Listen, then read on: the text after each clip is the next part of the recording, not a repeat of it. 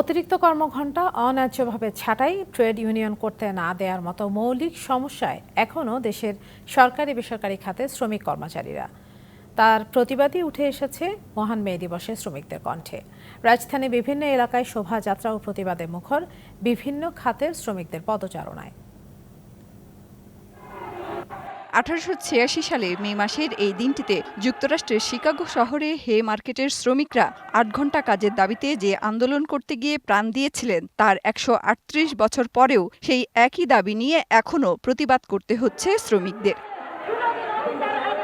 মহান মে দিবসের শোভাযাত্রা থেকে তৈরি পোশাক শিল্পের শ্রমিকেরা অতিরিক্ত কর্মঘণ্টা, সংগঠন করতে না দেয়া, মাতৃত্বকালীন পর্যাপ্ত ছুটি না পাওয়ার অভিযোগ করেন।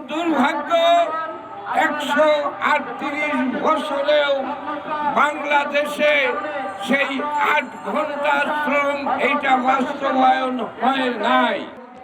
শুধু অধিকারী নয়, কর্মস্থলে জীবনের নিরাপত্তার ছিল জোর দাবি। গৃহকর্মীরা নির্যাতন ও নিপীড়নের মুখোমুখি হলেও নেই তাদের সুরক্ষার খাতভিত্তিক নীতিমালা।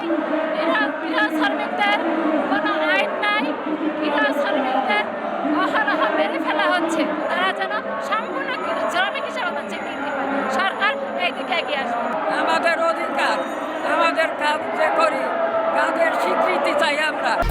1, 2, 3 ঢাকায় জমি জিতে নিন 100% ক্যাশব্যাক সহ 20 কোটি টাকার পুরস্কার। সরকার যেন শ্রমিকদের মর্যাদা দেয়। এখনও রেস্তোরাঁ শ্রমিকরা পান না নিয়োগপত্র, নেই চাকরির নিরাপত্তা ও নিয়মিত বেতন। মালিক সমিতির প্রতিষ্ঠানে চাকরি করে 30 বছর, 35 বছর, এই শ্রমিকদের নিয়োগপত্র, পরিচয়পত্র, সার্ভিস বুক, সপ্তাহে বেতন, সপ্তাহে ওভারটাইমের, সপ্তাহে ছুটির বেতন মালিক সমিতিরা দেয় না।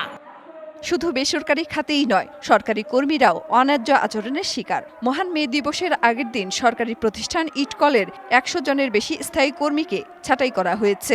আমরা ফিল্ড স্টাফ ইটকলেজ 254 জনের মধ্যে 106 জন গতকালকে আমরা বিনা নোটিসে সারপ্রাইজলি আমরা টার্মিনেশন হয়েছি। সম্পূর্ণটাই অযৌক্তিকভাবে ছাঁটাই করেছে।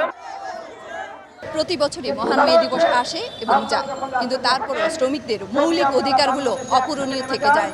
তাই আজকের এই মহান মে দিবসের র্যালি থেকে সেই আক্ষেপগুলো উঠে এসেছে শ্রমিকদের কণ্ঠে।